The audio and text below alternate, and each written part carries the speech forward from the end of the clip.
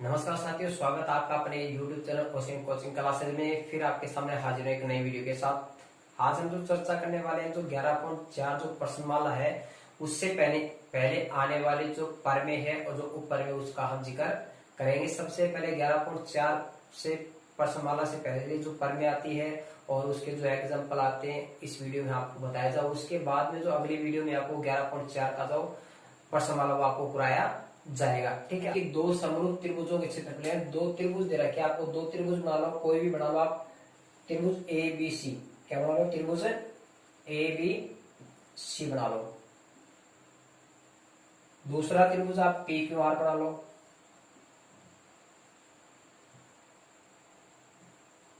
ए B सी और D E F बनाना चाहो तो डी एफ दे दो, चाहे A B C P Q R दे दो। ठीक है, इसके बाद देखो दो समरूप त्रिभुज, ये कह रहा है कि दोनों त्रिभुज क्या है? समरूप।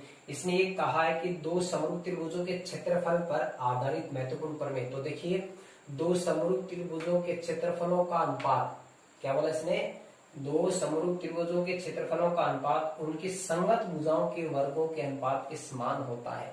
दोनों त्रिभुजों क्षेत्रफलों का जो अनुपात होता है संगत भुजा, तो देखो इधर देखो, इस त्रिभुज ए बी की संगत भुजा पी क्यू है और बी सी की संगत भुजा क्यू आर है और ए सी की संगत भुजा कौन सी होगी? पी आर होगी। समझ गए? ऐसा जाएगा कि दो समरूप त्रिभुजों के क्षेत्रफलों का अनुपात, यानी त्रिभुज ए बी सी। ठीक है, तो आप लिख दो एरिया ऑफ, एरिया को क्या बोलते हैं? क्षेत्रफल। एरिया ऑफ त्रिभुज ए बी सी और एरिया ऑफ त्रिभुज पी क्यू आर, इन दोनों क्षेत्रफलों का अनुपात उसकी संगत भुजाओं, उसकी संगत भुजा, संगत भुजा मतलब ए बी। तो पहले त्रिभुज कौन सा है? A B. ए बी सी की त्रिभुज की भुजा ऊपर आएगी और पी क्यू आर त्रिभुज की भुजा अपोन में बटा में आएगी। तो सबसे पहले ए बी आएगा, क्या आएगा? A B. तो इसने ये बोला है कि उसकी संगत भुजाओं के वर्गों के, इसके वर्गों यानी उसका स्क्वायर करना है। तो ए बी की संगत कौन सी है? P Q. तो ये हो जाएगा ए बी बटा में पी क्यू, दोनों का क्या कर दो? स्क्वायर कर दो। और इधर बी सी है और इधर क्यू आर, दोनों का स्क्वायर। इसी तरह से ए सी और इधर से पी आर। मेरी बात को समझ गए क्या? कि इन दोनों क्षेत्रफलों का अगर दो त्रिभुज समरूप है तो दोनों समरूप त्रिभुजों के क्षेत्रफल का जो अनुपात होगा वो उसकी संगत भुजाओं के वर्गों के अनुपात के बराबर होना चाहिए। तो कोई भी दो भुजा यानी इसकी संगत, यानी दोनों भुजाओं का ये भी हो सकता है, ये भी हो सकता है और ये भी हो सकता है। कोई भी आपको एक भुजा दे दी जाए तो उसकी संगत भुजाओं को वर्गों का अनुपात क्या होना चाहिए? बराबर होना चाहिए। तो इस पे आधारित प्रश्न पूछा कैसे जाता है? इस पे आधारित प्रश्न कैसे पूछा जाता है? ठीक है, आपको बता देता हूँ। इस पे आधारित 2019 में 1 नंबर का क्वेश्चन आया था। कितने का आया था? 1 नंबर का क्वेश्चन। और किस तरह से पूछा जाता है? आपको ये दे दिया जाता है कि दो समरूप त्रिभुज, दो समरूप त्रिभुजों के क्षेत्रफल का अनुपात क्रमशः 64 वर्ग सेंटीमीटर व 121 वर्ग सेंटीमीटर है तथा आपको त्रिभुज का नाम दे तो ठीक है, और नहीं दे तो कोई अपनी तरफ से आप बना लेना, A B C P Q R मान लेना। अगर आपको मान दे रखे है कि त्रिभुज ए बी सी है और दूसरा त्रिभुज कौन सा है? पी क्यू आर है, तो इसके अकॉर्डिंग टू आपको क्या देगा? भुजा भी देगा। तो उनमें से आपको क्या देता था? उनमें से एक त्रिभुज की भुजा 8 सेंटीमीटर है तो दूसरे त्रिभुज की संगत भुजा ज्ञात करो, दूसरे त्रिभुज की संगत भुजा ज्ञात करो। तो इसने ये बोला कि दो समरूप त्रिभुजों क्षेत्रफलों का अनुपात। तो आपके पास नियम ये भी, आपके पास नियम ये भी, दो त्रिभुजों क्षेत्रफलों का अनुपात उसकी संगत भुजाओं के वर्गों के अनुपात के बराबर होता है। तो दो क्षेत्रफलों का यानी दो त्रिभुज के क्षेत्रफलों का अनुपात, तो दो त्रिभुज, एक एबीसी मान लो, दूसरा क्या मान लो? पी क्यू आर मान लो। तो पहले का तो 64 है, यानी ऊपर वाले का 64 है और नीचे वाले का 121 है। तो इसमें ये कहा कि इनमें से एक त्रिभुज की भुजा का मान कितना बता रहा है? आपको 8 सेंटीमीटर बता रहा है। तो यानी पहले वाले की यानी 8 सेंटीमीटर होगा, तो दूसरे की आपको भुजा निकालनी। दूसरे की भुजा आप क्या मान लो? एक्स मान लो। क्या मान लो? एक्स। तो इसने ये कहा कि त्रिभुजों के क्षेत्रफलों का अनुपात उसकी भुजाओं के वर्गों के बराबर है। इसके वर्गों के, तो इन भुजाओं क्या किया जाएगा? वर्ग किया जाएगा। तो जैसे इसका वर्ग किया जाएगा तो देखो दोनों तरफ आपको इसका वर्गमूल निकालना पड़ेगा, और जैसे इसका वर्गमूल निकालोगे तो 64 और 121 का वर्गमूल निकाल दो, और इसका वर्गमूल निकालोगे तो यहाँ से स्क्वायर हट जाएगा और 8/x, और 64 का वर्गमूल आप जानते हो कितना होता है, 8 होता है, और 121 का कितना होता है, 11 होता है, तो 8/x हो जाएगा। ठीक है, ये देखो 8 से 8 क्या हो जाएगा, कैंसिल हो जाएगा, तो x का मान कितना आ जाएगा, 11 सेंटीमीटर आ जाएगा। कितना आ जाएगा, 11 सेंटीमीटर आ जाएगा। समझ गए क्या? इसी और दूसरा त्रिभुज है PQR, क्या है, एक त्रिभुज है ABC, दूसरा त्रिभुज आपका PQR। दे दिया त्रिभुज ABC का क्षेत्रफल 36 वर्ग सेंटीमीटर है, तो त्रिभुज PQR का क्षेत्रफल ज्ञात करो यदि AB बराबर 6 सेंटीमीटर तथा PQ बराबर 3 सेंटीमीटर है तो। ठीक है, यानी ये कंडीशन रखी है, यदि AB बराबर 6 सेंटीमीटर और PQ बराबर 3 सेंटीमीटर है तो ABC का क्षेत्रफल 36 वर्ग सेंटीमीटर, तो PQR का क्षेत्रफल है निकालो। तो ये नियम अगर आपको याद है कि दो समरूप त्रिभुजों के क्षेत्रफलों का अनुपात उसकी संगत भुजाओं उसकी संगत भुजाओं के वर्गों के अनुपात के बराबर होता है। तो संगत भुजाओं का क्षेत्रफल यानी त्रिभुजों का क्षेत्रफल लगा दो एक तरफ, और एक तरफ क्या कर दो, उसकी संगत भुजा लिख दो। तो एरिया ऑफ त्रिभुज ABC और एरिया ऑफ त्रिभुज दूसरा त्रिभुज कौन सा है, PQR है।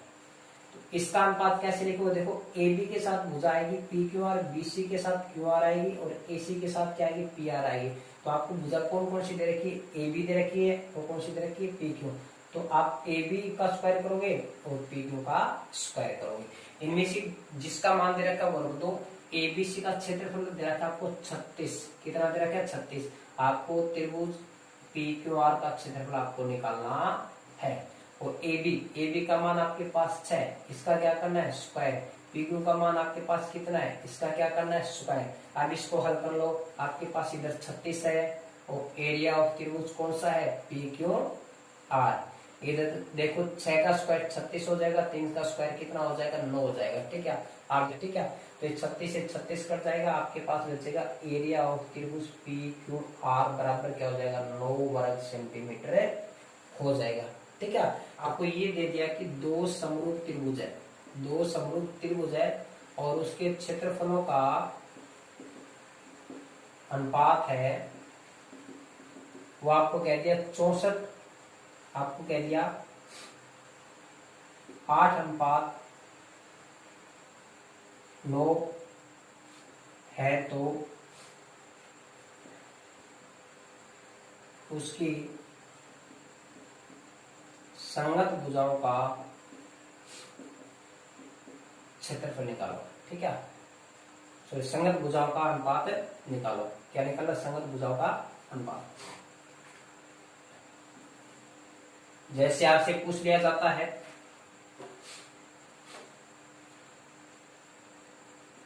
दो समरूप त्रिभुज के क्षेत्रफलों का अनुपात 64:9 है, तो उसकी संगत भुजाओं का अनुपात ज्ञात करो।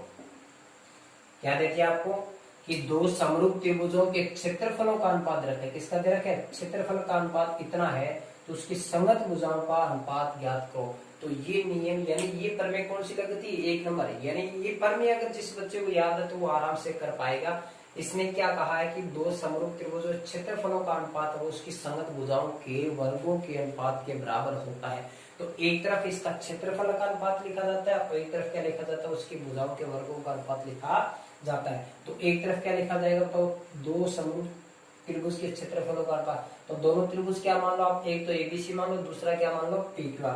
तो वो आप मान लेना एरिया ऑफ त्रिभुज ABC, और दूसरा क्या मान लो, एरिया ऑफ त्रिभुज PQR। तो दोनों क्षेत्रफलों का अनुपात उसकी संगत भुजा आप AB मान लो एक, और AB की क्या हो जाएगी, दूसरी संगत भुजा पी क्यू आर, क्योंकि आपको तो अनुपात निकालना है। क्या निकालना है? भुजा का अनुपात निकालना है। तो क्षेत्रफलों का अनुपात आपको दे रखे, एबीसी का तो है 64 और पी क्यू आर का दे रखे 9, यानी क्रम से देखे, ये 64 ऊपर चला जाएगा और 9 नीचे। तो ये दे रखे ए बी और बट्टा में पी क्यू। आप जानते हो क्षेत्रफलों का अनुपात होता है उसकी भुजाओं के वर्गों के बराबर होता है। किसके बराबर होता है? उसकी भुजाओं के वर्गों के बराबर होता है। तो ये कहना चाहता है कि ये देखो इधर 64 और इधर कितना है 9, यानी आपके पास एक ऐसी संख्या थी जिसका स्क्वायर करने पर कितना आ गया 64, एक ऐसी संख्या थी जिसका स्क्वायर करने पर कितना आ गया 9। आप जानते हो कि 3 का स्क्वायर 9 होता है, 8 का स्क्वायर कितना होता है 64, ठीक है। तो ये बात है कि यहाँ पे आपको क्या करना पड़ेगा, दोनों तरफ वर्गमूल करना पड़ेगा। तो यहाँ से स्क्वायर हट जाता है और इसके वर्गमूल लग जाता है। तो दोनों तरफ क्या करोगे, इसका वर्गमूल निकालोगे तो यहाँ से स्क्वायर हट जाएगा और ए बी बटा में क्या हो जाएगा पी क्यू। इसका वर्गमूल 64 का 8 हो जाएगा और 9 का कितना हो जाएगा 3। तो इसका मतलब आपको भुजा का अनुपात भी पूछा है, तो ए बी अनुपात पी क्यू क्या आ जाएगा 8:3। क्या आ जाएगा 8:3 आ जाएगा, ठीक है। तो डायरेक्टली आप यहाँ से ज्ञात कर सकते हो, डायरेक्टली भुजा क्षेत्रफल का अनुपात दे रखे है तो आप क्या करो, उसका वर्गमूल निकालो। अगर आपको क्षेत्रफल का अनुपात दे रखे है और भुजाओं का अनुपात पूछेगा तो डायरेक्टली आपको क्या करना है, वर्गमूल करना है। और भुजाओं का अनुपात दे रखे है और क्षेत्रफल का अनुपात पूछा जाता है तब आपको क्या करना है, स्क्वायर करना है, यानी वर्ग करना है। अब देखो आपको ये देख दिया जाए कि दो भुजाओं यानी किसी समरूप त्रिभुजों के संगत भुजा का अनुपात, क्या दे दिया, किसी समरूप त्रिभुजों के संगत भुजा का अनुपात 8:3 है, तो उसके क्षेत्रफलों का अनुपात ज्ञात करो। तो क्षेत्रफल का अनुपात क्या होगा, क्षेत्रफल का अनुपात बराबर संगत भुजाओं को वर्ग करोगे और वर्ग करोगे तो इसका 8 का वर्ग 64 हो जाएगा, 3 का वर्ग कितना हो जाएगा 9 हो जाएगा। मेरी बात को समझ गए क्या? इस पे आधारित इसका प्रश्न पूछा जाता है, ठीक है। इसमें ज्यादा आपको डीपली और नहीं बताऊंगा, ठीक है, समय आपके पास बहुत कम है, ठीक है। तो एक प्रमेय पर आपको कई तरह के प्रश्न बता दिए कि इस तरह के क्वेश्चन आएंगे। अगली जो प्रमेय उस पर बात करते हैं उपप्रमेय, ठीक है। अगली जो उपप्रमेय वो क्या कहती है, देखो अगले ऊपर में कहते हैं कि दो समरूप त्रिभुजों के क्षेत्रफलों का अनुपात, यहाँ बात वही चल रही है, किसकी चल रही है, क्षेत्रफलों का अनुपात, किसका, त्रिभुज के क्षेत्रफलों का अनुपात किसी एक सिरे से डाले गए संगत लंब के वर्गों के अनुपातों के बराबर होता है। यानी दो समरूप त्रिभुज, यानी अकेला तो समरूप हो ही नहीं सकता, वो अकेला तो समरूप हो ही नहीं सकता। जब दूसरा त्रिभुज आएगा तब पता चला गया ये समरूप है या नहीं। तो त्रिभुज कितने लिए जाएंगे, दो लिए जाएंगे, यानी एक त्रिभुज एबीसी ले लो और दूसरा क्या ले लो आप, पी क्यू आर ले लो। अब इसने क्या कहा है कि क्षेत्रफलों का अनुपात किसी एक शीर्ष से, तो यहां से आपने शीर्ष ए से डाल दिया लंब, तो इधर से पी से लंब डाल दिया। लंब का मतलब संगत लंब, संगत लंब यानी संगत का मतलब आपने ये लंब डाला तो इधर ये लंब डालो। लंब यहाँ से डाला जा सकता है बी से इधर, तो इधर से क्यू से डालोगे, इधर से सी से डालोगे, तो इधर से आर से लंब आपको डालना पड़ेगा। तो देखो ये हो गया संगत लंब, तो ये हो गया ए बी सी, इसको नाम दे दो डी, पी क्यू आर और इसको नाम दे दो एस। यहाँ पे जो ए डी है वो किस पे लंब है, बी सी पर है। इसी प्रकार जो पी एस है वो किस पे लंब है, बताओ क्यू आर पर। और लंब होने का मतलब ये होता है कि सामने वाली रेखा पर वो 90 डिग्री का कोण अंतरित करता है, 90 डिग्री का कोण अंतरित करता है। मेरी बात को समझ में आ गया, गौर से सुनेगा। दो समरूप त्रिभुजों के क्षेत्रफलों का अनुपात किसी एक सिरे से डाले गए संगत लंब के वर्गों के अनुपात के बराबर होता है। तो क्षेत्रफलों का अनुपात, किसका क्षेत्रफल, एबीसी का और किसका, पीक्यूआर का। तो देखिएगा त्रिभुज एबीसी का क्षेत्रफल और त्रिभुज किसका क्षेत्रफल, पीक्यूआर का क्षेत्रफल। पहले वाले ऊपर में किसका वर्ग था, भुजा का, और इसमें किसका होगा, लंब का। यानी इसमें लंब कौन है, एडी, तो एडी का स्क्वायर कर दो, और इसमें लंब कौन है, पीएस, तो इसका क्या कर दो, स्क्वायर। इस प्रकार के प्रश्न में ये देगा, यानी संगत लंब है तो आपको भुजा ने दे करके ये अंदर वाले जो भुजा ने ये लंब का मान देगा। क्या देगा, कैसे, आपको कह दिया ए त्रिभुज की लंब की लंबाई तो 3 सेंटीमीटर है और दूसरे त्रिभुज की लंब की लंबाई 4 सेंटीमीटर है, ठीक है। ये 90 डिग्री कोण बना, ये 3 सेंटीमीटर का और कितने सेंटीमीटर का, 4 सेंटीमीटर की इसकी लंबाई है। तो आपको ये पूछ लिया जाएगा कि उसकी दोनों त्रिभुजों का क्षेत्रफल निकालो। तो इसका क्षेत्रफल निकालोगे तो देखो इधर एडी का मान 3 है, 3 का स्क्वायर करोगे, इधर पीएस है तो पीएस का मान 4 है, 4 का स्क्वायर, 3 का स्क्वायर 9 और इसका कितना हो गया तो इनका जो क्षेत्रफल का मान आ जाएगा, इसका तो आ जाएगा 9 और इसका कितना आ जाएगा 16। कितना आ जाएगा 16। तो आपको डायरेक्ट ये पूछा जा सकता है कि दो समरूप त्रिभुज है जिसके संगत लंब की लंबाई एक 3 सेंटीमीटर 4 सेंटीमीटर, या फिर ये कह जाएगा दोनों त्रिभुजों के संगत लंब का अनुपात है वो 3:4 है, तो उसके क्षेत्रफलों का अनुपात निकालो। तो 3 का स्क्वायर 9 हो गया और 4 का स्क्वायर 16 हो गया, तो इसका अनुपात कितना आ जाएगा, डायरेक्टली 9:16 आ जाएगा। मेरी बात को समझ गए क्या?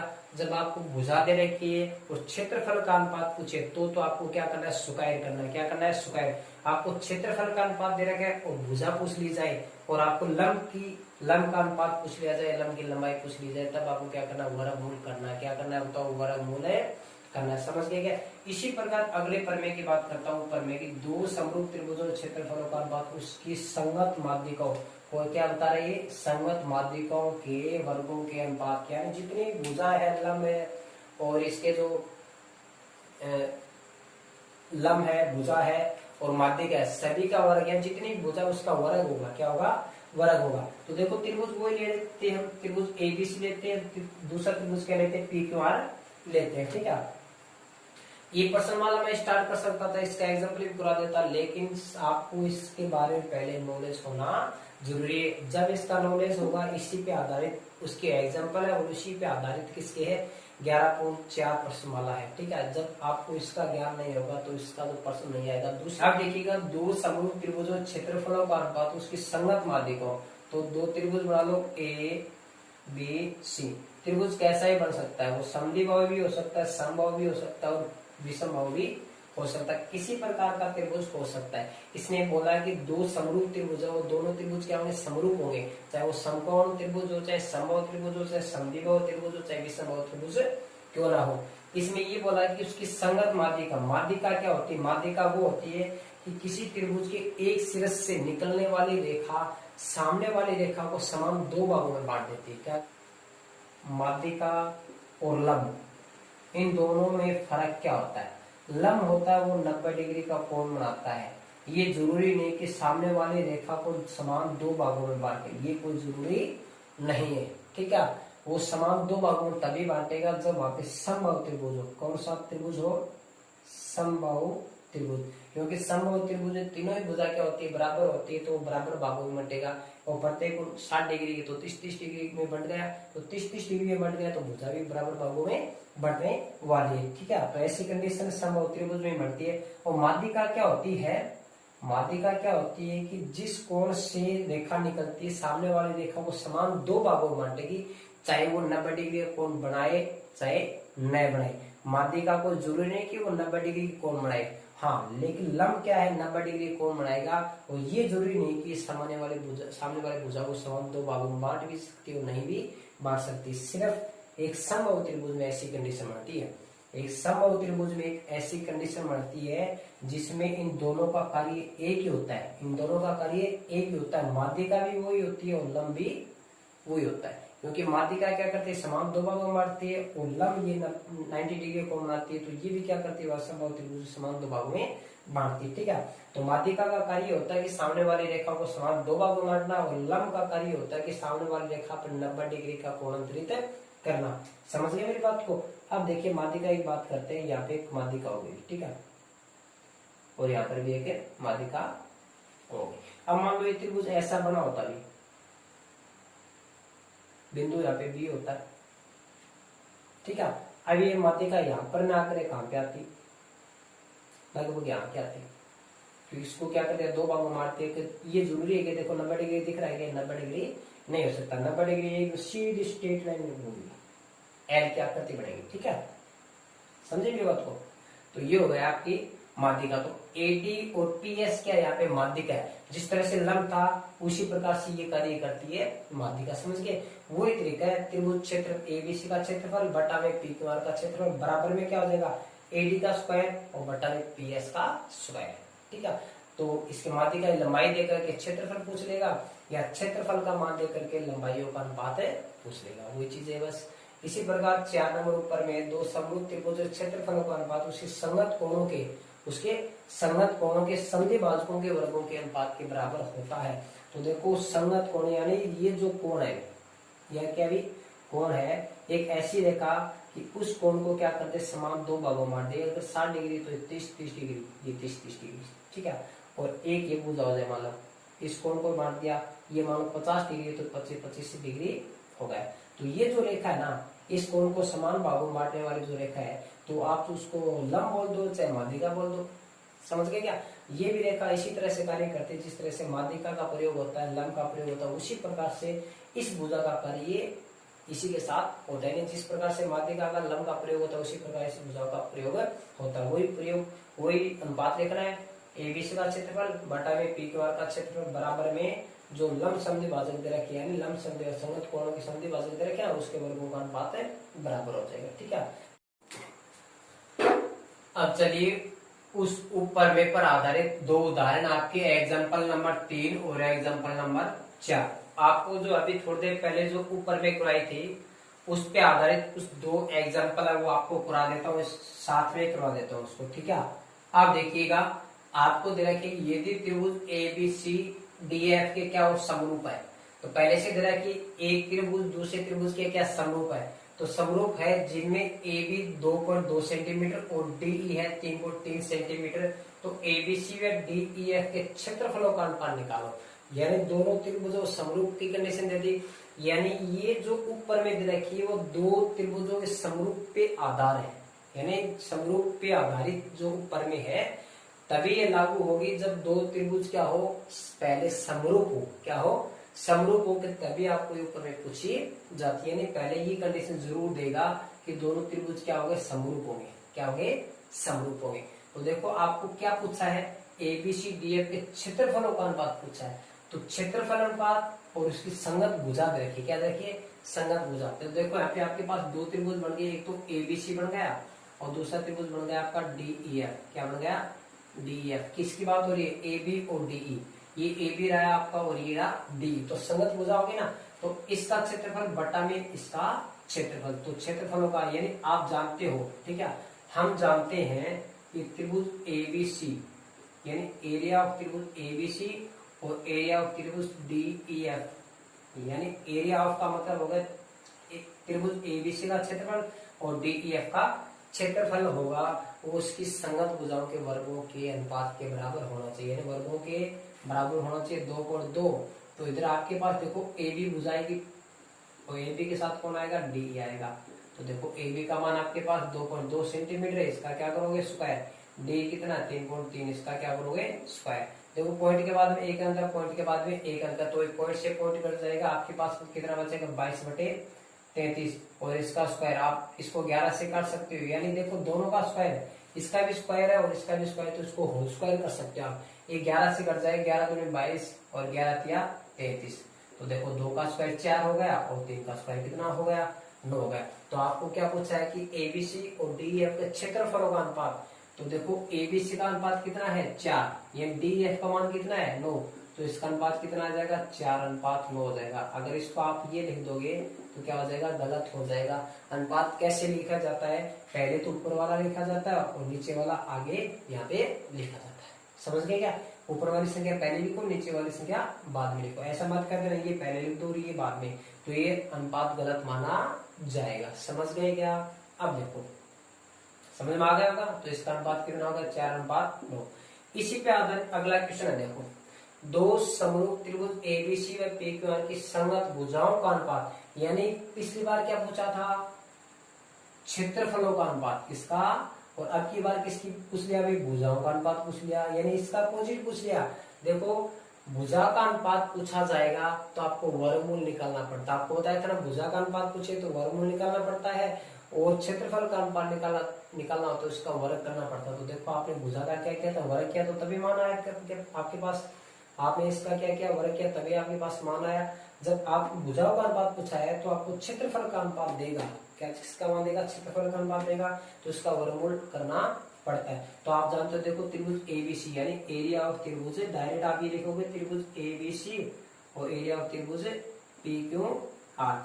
आप जानते हो कि इन दोनों क्षेत्रफलों का अनुपात होगा वो संगत भुजाओं के वर्गों के बराबर होगा, क्या होगा, वर्गों के, तो ए बी का स्क्वायर हो जाएगा और इधर क्या जाएगा पी क्यू का स्क्वायर। तो आपको किसका मान दे रखे हो, तो ये स्क्वायर सेंटीमीटर स्क्वायर है ना, सेंटीमीटर स्क्वायर का मतलब क्षेत्रफल का मान रखा है। किसका दे रखा है, एक्चुअली आपको दे भी रखा है कि क्षेत्रफल क्या है, क्रमशः यानी पहले कौन आया, एबीसी, एबीसी का मान कितना है 36, बाद में कौन आया पीक्यूआर, पीक्यूआर का मान कितना है 49, और इधर एबी का स्क्वायर और इधर पीक्यू का स्क्वायर।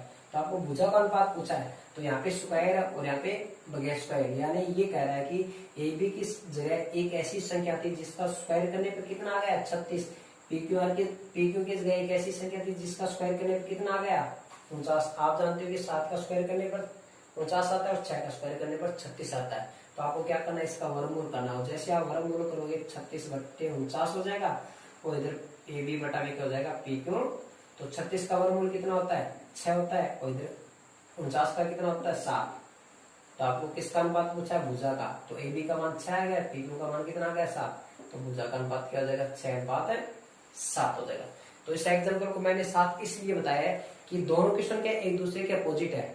आपको क्षेत्रफल का अनुपात देकर के भुजा का अनुपात पूछ लिया गया, भुजा का अनुपात देकर के क्षेत्रफल का अनुपात पूछ लिया गया। तो इसी पे आधारित 1-2 प्रश्न और है, वो आपको अपनी तरफ से करना है, ठीक है। तो कभी कभी क्या दे देगा, दो त्रिभुजों की माध्यिका का मान दे देगा तो क्षेत्रफल का अनुपात पूछ लेगा। क्या पूछ लेगा, माध्यिका का मान पूछ ले, तो क्षेत्रफल का अनुपात पूछना है, पूछा जाए तो माध्यिका का मान दे रखा है आपको, या माध्यिका का मान सेंटीमीटर में दे रखा है, फिर अनुपातों में दे रहा है, तो आपको क्या करना है, उसका वर्ग करना है, तो क्षेत्रफल का अनुपात प्राप्त हो जाएगा। या फिर ये दे देगा त्रिभुजों क्षेत्रफल का अनुपात दे दिया और माध्यिका का मान पूछ लिया, तो आपको क्या करना है, वर्गमूल करना है, समझ गए। इसी प्रकार माध्यिका में करना है, और इसी प्रकार जो शीर्ष लंब था, जो सॉरी उसका कोण का संधिभाजक रेखा थी, इसी प्रकार उस पे प्रश्न बहुत कम पूछा जाता है कि कोण का संधिभाजन करने वाली रेखा, उसका कम पूछा जाता है। एक तो आपका माध्यिका का ध्यान रखना है और एक भुजा का ध्यान रखना है, इसी पे आधारित प्रश्न पूछा जाता है, ठीक है। इसके बाद हम चर्चा करेंगे अगले एग्जाम्पल की, देखिएगा अगला एग्जाम्पल।